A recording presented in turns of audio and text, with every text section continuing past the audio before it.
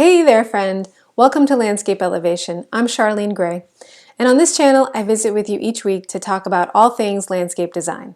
Whether you're just getting your side hustle up and running, or you're already a pro and have a number of seasons under your belt, I hope the things I talk about are helpful to you. Now today I'm going to talk about assessing a site. This is one of the very first things you'll do after you've been given a site to design. But before making any significant changes to a landscape, you'll want to take the time, paid time, that is, to evaluate some key factors that already exist on the site. This is part of your research and preparation phase, part of the design process, and it is a crucial step toward any good landscape design. So, speaking of good designs, if you want your landscape designs to be the best that they can be, your designs will be a direct and creative response to two things. Number one, the needs and wants and wishes of the people who live and use that site. So you want to create a landscape for them that is easy, intuitive, and safe to use. And number two, the best landscape designs will also respond to the site itself, meaning your site will complement or address issues with the topography of the site, issues that buildings or structures have as they relate with the site. Maybe your site has standing water or runoff water that needs to be dealt with. You'll deal with available sunlight, soil conditions, existing plant species, etc. But basically, you want to be sure, so the best landscapes will respond to the site so that the site's natural processes are accommodated for. So to get started with getting your landscape design off on the right foot, there are two relatively simple things you need to do. And I say simple because they are relatively easy to comprehend. However, taking the time to actually do them and do them thoroughly is what is not always super easy about them. And it's where a lot of designers, they skip it, or they just don't take as much time as they should doing this, and their designs suffer because of it. So the first thing you need to do is a site inventory. This is the objective part of assessing a site. It's very simply a list cataloging all of the features as they exist on the site. You're going out there and you're just seeing what is there. You're making a list of what exists here on this piece of land. And you want to include as much as you possibly can, so everything you see. Things like all utility lines and utility areas, and specifically what utilities are in these areas. You want to have existing tree locations and their sizes. You want to note planting beds, where they are, how big they are, what plants are growing in them. You want to know about garbage receptacles, where are they, how big are they? Kids' play sets and sandboxes, things like that. How big are they and where are they? Does the family still use them? You'll address that later. But the type of surface used for the front walkway, etc. So everything you see outside on their property needs to get jogged down on this, or logged down on this piece of paper.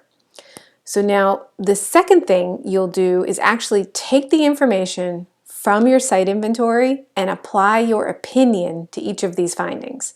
So we call this the site analysis, and this is the subjective part of assessing the site. This is where you go down through the list of features and you get to decide whether each feature is an asset or a liability, whether that thing is something to keep or remove, or keep but improve to make it more useful for the people who use the site.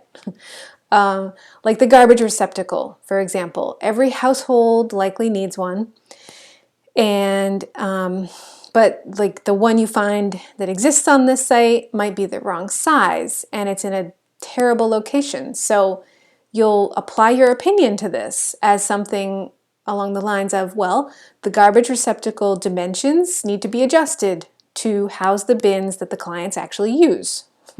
And it needs to be placed in a location that is still easy to access from the back door, but will no longer be in the center of the path that goes to the backyard. Things like that. Or like the front walkway. it's a brick walkway and the bricks are falling apart. So yeah, they like brick, but they're falling apart. So we need to replace these and maybe redesign the pathway to the way that the people actually walk. Another example, maybe it's a specific tree that you need to decide whether to keep or remove, and this can be a tough one for clients. It needs to be removed for whatever reason. It's not healthy, or maybe it's a non-native invasive species like a Norway maple. And on paper you think, well, this needs to go. But in reality, it's a mature tree, and it's the only one that is, it's the only tree there that's currently a visual screen that's tall enough to break the air between your client's second floor bedroom and their neighbor's second floor bathroom. So sure, maybe they each have window treatments, but the overall ambiance of that space is lost if that tree is completely removed.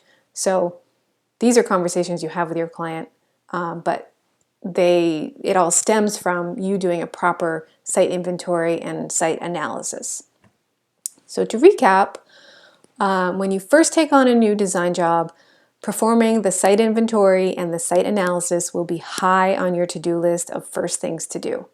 So the site inventory being simply all features that exist on that property outside the house.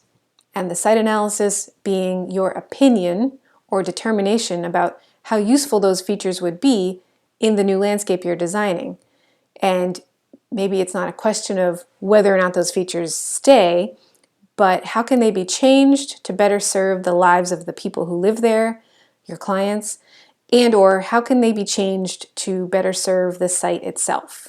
Because remember, the best landscape designs will, number one, make sure the site satisfies the client's needs, wants, and wishes, while ensuring that the site is easy, intuitive, and safe to enjoy by the people who will use that landscape the most. And number two, the best landscape designs will make sure the site's natural functions have been accommodated for and satisfied. So that's it. Thank you so much for joining me and watching Landscape Elevation. And if the content in this video interests you, you may find value in the free guide I've made. It's a guide, it's a PDF on getting started on the landscape design process. And the link is below and it's completely free. And also, I love hearing from folks in the landscape design community. If you're a landscape designer and have questions or a conversation to start, please share them in the comments. So thanks again, take care, and I hope you have a great week.